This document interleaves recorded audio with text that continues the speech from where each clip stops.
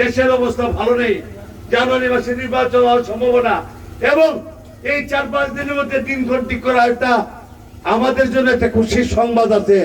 এই নির্বাচনের ঘোষণা হওয়ার সাথে সাথে আগামী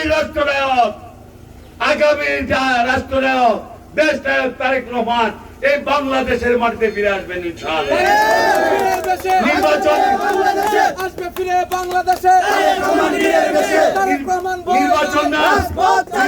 সুস্পষ্ট ঘোষণা না থাকলে আজকে চিন্তা করেন, আমি কয়েকদিন আগে করলাম, আমি একটা লাইভ টক শোতে গেছিলাম এশিয়ান টিভিতে, আপনারা হয়তো কেউ দেখে রাখতে পারবেন। আমি সেই লাইভ টক শোতে পরিষ্কার বলেছি, আপনারা কি চান? আপনারা দেশের মঙ্গল চান? আর 17টা বছর কেউ বলে দুষ্ট লোকরা, যাদের বুট নাই, যাদের পায়ের নিচে মাটি নাই, এরা বলে নির্বাচন আগে সংস্কার তারপর নির্বাচন। আরে বেটা, এই দেশের সমাজে রন্ধে রন্ধে সংস্কারের প্রয়োজন। এমন কোন বিভাগ নাই যে বিভাগ দুর্নীতিগ্রস্ত না। আপনি শিক্ষা বিভাগ বলেন, পুলিশ বিভাগ বলেন, বিচার বিভাগ বলেন, আপনি রাষ্ট্রের যত রকম বিভাগ বলেন, সবগুলি বিভাগে দুর্নীতি। সংস্কার প্রতিটি বিভাগে দরকার। তার আগে সংস্কার একটি চলমান প্রক্রিয়া। আমরা এই সংস্কার, আমার নেতা তারেক সাহেব 33 দফা বাস্তবায়নের মাধ্যমে সংস্কারের ঘোষণা দিয়েছেন। ভাইরা আমার, আপনারা খেয়াল করবেন, আমি বলে দিয়েছি, সেই টকশুতে আমি জাতিকে বলে আসছি। টকশুতে বলার অর্থ হলো, আপনি যখন লাইভে বলেন সারা জাতি সেটা শুনে। আমি বলছি, বিএনপি কোন নতুন নির্বাচন চায় না। বিএনপি সংস্কারের জন্য আন্দোলন করে নাই। সবচেয়ে বড় সংস্কার বাংলাদেশের মানুষের ভোটের অধিকার ফিরিয়ে দেওয়া, একটি গণতান্ত্রিক রাষ্ট্র কাঠামো প্রতিষ্ঠা করা লাগে। আমি যদি সারা বাংলাদেশে শুধুমাত্র একটা আইনের প্রস্তাব করি যে বাংলাদেশের কোথাও রাস্তাকে ব্যবহার করে কোনো পুকুর করা যাবে না, এমনকি কোনো সরকারি পুকুরও যদি থাকে, সরকারের দায়িত্বে এই রাস্তা আলাদা, পার আলাদা। তাহলে চিন্তা করে একটা কল্পনা করে দেখেন তো, সারা বাংলাদেশে কত হাজার কোটি টাকার রাস্তা বেঁচে যাবো। এই কথাটা বললাম, এটা আমার চিন্তা মাথার মধ্যে, আমার বিষয়টা আসে থাকে, কখন থাকে যে দেশের এই ক্ষতিটা এইভাবে হচ্ছে। এইরকম হাজারো চিন্তা নাসিরনগরবাসী নিয়ে আছে। আর আপনাদের ভাই যে ইদানিং দুটা চিন্তা আছে। একটা হইলো ভাই যে, একটা চিন্তা হইলো যে তাই যে ও দিন দিন রাজনীতি করতেছে, এখন আরো তো দল নমিনেশন চায়, সেটার নমিনেশনটা ভাই বোন একটু সন্দেহ হয় না? হয়নি না? হয় না নাকি? নমিনেশনে পাইছি আমি, নমিনেশন পাইছি না বাবা, আমার তকদির না দেখলে পাইতাম না। তবে আশাবুল মাতলুকাত আমরা, মানুষ কোন জ্ঞানের বাইরে না, মানুষ যুক্তির বাইরে না। আল্লাহ সুবহানাহু ওয়া তাআলা অযৌক্তিক কাম পৃথিবীতে প্রস্তাব করছে। আল্লাহ কি অযৌক্তিক কাম করে? আল্লাহ ন্যায় বিচারক না? যেহেতু আল্লাহ ন্যায় বিচারক, সেহেতু আমি আমার 30, 35, 40 বছরের এই মানুষকে নিয়ে স্বপ্ন দেখা, এই স্বপ্ন বাস্তবায়নের জন্য আল্লাহ সুযোগ করে দিবি, এটা আমার বিশ্বাস হয়। কেন বিশ্বাস হয়? 1 নাম্বার, 91 আমার নমিনেশন যাওয়ার পরে গলা উক্কা গড়ি মরি বিএনপির লোক নেতা এমপি হয়েছে, কিন্তু দানের শীষের পিওর বিএনপির কোন এমপি হয়েছে না। আল্লাহ করছে না, আল্লাহ করছে না, হয় না, এটা কেউ লেগে রাখছি আমি। এটা আমার একটা বিশ্বাস।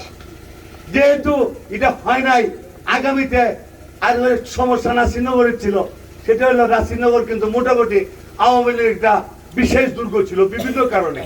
আমাদের অনেকভাবে আমরা পারতাম না বিভিন্ন কারণে, কিন্তু এই বিপ্লবের মাধ্যমে আওয়ামী লীগের যারা ভালো আওয়ামী লীগ, তাদের একটা বুঝ হয়েছে যে না, আমরা নেত্রী অন্যায় করছে, এই অন্যায়ের সাথে আমরা না। আমি যে অন্যায় করি, আপনারা সবসময় আমার সাথে থাকবে। ঠিক তদ্রুপ ভালো আওয়ামী লীগ এই ফ্যাসিস্টের সাথে নাই, তারা এই দেশের নাগরিক। আমি তাদের উদ্দেশ্যে, সবার উদ্দেশ্যে বলি, বাবা দেশটা আমাদের সকলের। আপনারা দুষ্টামি ছেড়ে দেন, এই দেশটাকে নিজের দেশ ভাবেন, ভারতকে ভারতের নিজের আশ্রয় মনে করবেন না। দেখবেন এই দেশের জন্য কাজ করতে আপনাদের ভালো লাগবে। আমি এই সম্ভাবনার দিকে লক্ষ্য করি।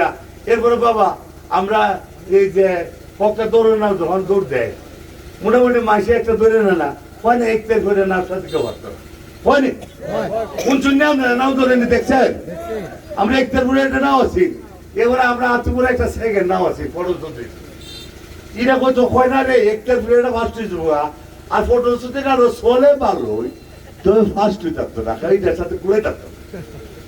যে বাবা এটা একটা বিবেক করে ধরে নিবেন, আল্লাহ চাহে তো আমি নমিনেশন হয়তো পাবো। আপনারা কি বিশ্বাস হয়নি? বিশ্বাস হয়নি? সবাই বলেন আমিন আমিন আমিন।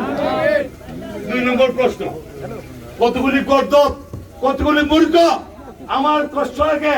মাঝে মধ্যে আমাদেরকে যখন উত্তেল্লা গালি দেয় তখন আমাদের কষ্ট লাগে, কিন্তু এই উত্তেল্লা খাদ্য যতক্ষণ আমরা আছে এর আরেকটা খাদ্য প্রমাণ হইল, কেউ কেউ এটা বেশি দেখে তারা দলের বহিষ্কৃত লোক, দলের একদল বহিষ্কৃত লোক আছে না, এরা বইরা বইয়া সন্দেহ দেয় খালি সুগুন মিয়া আইতাছে, সুগুন মিয়া 1000 কোটি 2000 লইয়ে পড়ো। এরকম হয়নি বাবা, সুগুন মিয়ার কোম্পানি সব লাড়ে উঠছে, আপনারা জানেন এগুলি। সুগুন মিয়ার যা কোম্পানি আছে তার ঋণ ডাবল। কয়দিন আগে এনসিপি নেতা নাহিদের সাথে দেখা করছেন, ফেসবুকে এই ছবিটা বাস্ট হয়েছেন, আপনারা দেখছিলেন? কেউ কেউ কয় এনসিপি নমিনেশন আনবো, আর এনসিপি তো আওয়ামী লীগের বিরুদ্ধে যুদ্ধই করছে। সুগুন মিয়া তো আর স্বতন্ত্র নাই, সুগুন মিয়া তো নৌকার মাঝি, নৌকার মাঝি মুক্তাদের বাঙ্গানার মাঝে উঠা টঙ্গি পাড়ে গিয়া নৌকার মাঝি হয়ে গেছে। তার ইহযোগ ইহ জিন্দিগিতে অন্তত আর যাই হোক বিএনপিতে নমিনেশন ধরে তার বিএনপির সদস্য হওয়ার যোগ্যতা সে রাখে না। আর যারা এটা পাবে আমি তাদেরকে মাঝে মধ্যে বলি যে তোমরা ভালোই দাও, আনলে তোমরা পাবনা ভালো 11 দিকে ভর্তি হও। এই 2 জায়গায় টিকে না, তাদের জন্য 2টা পরামর্শ, একটা হলো তাদেরকে ভালো হয়ে যেতে হবে, অন্যথায় তাদেরকে পাগলা গারো দিয়ে ভাবনায় গিয়ে চিকিৎসা নিতে দেবো, এছাড়া এর কোনো বিকল্প নাই। কারণ বিএনপি কে তো ঠেকছে এরকম একটা নৌকার মাঝিরে আমরার মতো লোকজনদেরকে রাই গিয়া নৌকার আমরা কি বাবা ঘরের টাকা নাও কম। আচ্ছা পাবলিক ভালোবাসলে টাকা লাগে? আচ্ছা আপনারা একটা কথা জিজ্ঞাই, যদি আমি নমিনেশন পাই ইগুন নাই কিনেও না আমার থেকে করতো নেই না, কেনা কেনা আছেন? কেনা কেনা আছেন? কেউ নাই। কেউ আছে? তা আপনারা যদি টাকা না নেন তা আমার টাকার তো অসুবিধা, আমার কি দরকার? আমি টাকা রুজির বহুবার রাস্তা পেয়েছি, আমি 2বার, একবার সেক্রেটারি হইলে, একবার সভাপতি হইলে, মানুষ 5-5টা বাড়ি হইলে আমি বাবা ওখানে বাড়া থাকি না, আমার কাছে খুব ভালো লাগে। এবং যারা আমি বাড়া থাকি 5 তলা 10 তলা এই যে মালিক, বাড়ির মালিক উকিলরা যখন